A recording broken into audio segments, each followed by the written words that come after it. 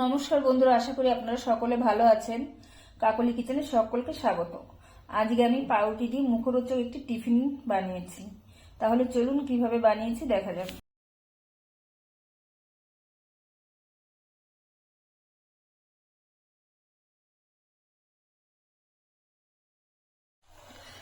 আমি 1 চামচের মতন সাদা তেল গরম করতে দিয়েছি। এখন আমি এর মধ্যে দিয়ে দিচ্ছি পেঁয়াজ কুচি। পেঁয়াজটা হালকা ভেজে নিয়েছি। এখন আমি এর মধ্যে দিয়ে দিচ্ছি বিনস কুচি।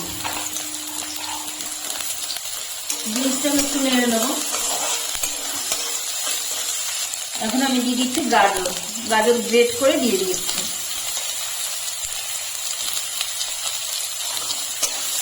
গাজরটাকে এখন নেড়ে নেবো।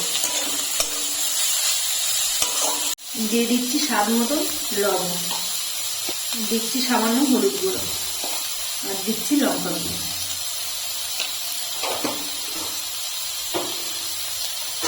ভালো করে নেড়ে নেবো। এখন দিচ্ছি ক্যাপসিকাম কুচি। এরপরে দিয়ে দিচ্ছি সিদ্ধ করে রাখা আলু। আমি এখানে দিচ্ছি কিচেন কিং মশলা। আপনাদের কাছে না থাকলে আপনারা জিরে ধনে গুঁড়ো কিংবা চাট মশলা পছন্দ অনুযায়ী মশলা দিতে পারেন। এখন আমি ভালো করে মিশিয়ে নেব। পুরটা আমার তৈরি হয়ে গেছে। সব শেষে আমি দিয়েছি ধনে পাতা কুচি।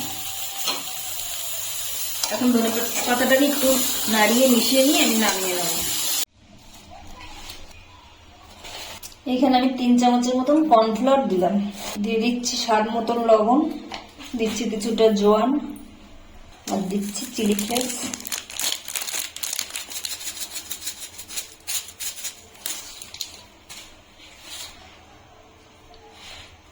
তারপর আমি দিয়ে দিচ্ছি জল। আমি একটা ঘোলের মতন তৈরি করে নেবো পাতলা।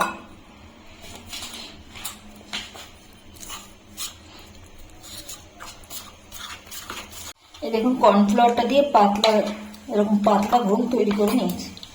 এখানে আমি 3 পিস পাউরুটি নিয়েছি। এখন আমি পাউরুটির সাইডগুলো কেটে বাদ দিয়ে দেবো।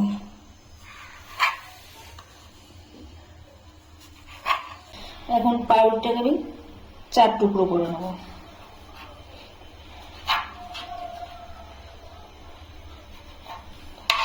এরকম ছোট ছোট পিস করে নেব।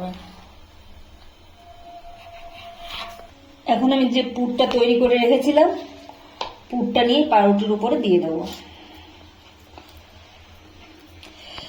এখানে আপনারা ডিম ভেজে গুঁড়ো গুঁড়ো করেও দিতে পারেন, কিংবা ডিম সেদ্ধ করেও দিতে পারেন।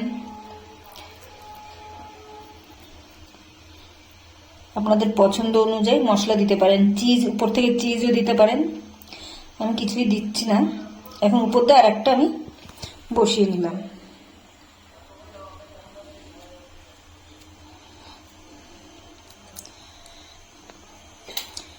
এখন এই যে কর্নফ্লাওয়ার যে ঘোলটা করেছিলাম ওর মধ্যে আমি এটাকে একটু চুবিয়ে নেব। এখানে ব্রেড ক্রাম্ব নিয়েছি, টোস্ট বিস্কুট আমি গুঁড়ো করে নিয়েছি।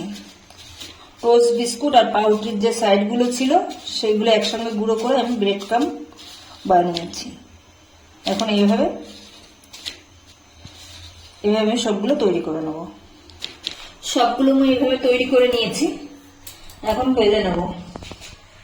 কড়াইতে 2 চামচের মতন তেল গরম করতে দিয়েছি। এখন আমি পাউরুটিগুলোকে, তেলটা ভালো করে গরম করে নিতে হবে। হালকা তেলে দিলে বেশি তেল ঢুকে যাবে ভেতরে। তেলটা ভালো করে গরম করে নিতে হবে। এখন আমি এই পিঠো করে ভালো করে লাল লাল করে ভেজে নেব। সেই হয়ে গেলে উল্টে দিতে হবে। উল্টে নিচ্ছি। 2 পিঠ সুন্দর করে লাল লাল করে ভেজে নিয়েছি। এখন আমি তুলে নিচ্ছি। দ্বিতীয় ব্যাচও আমি একইভাবে ভেজে নেব।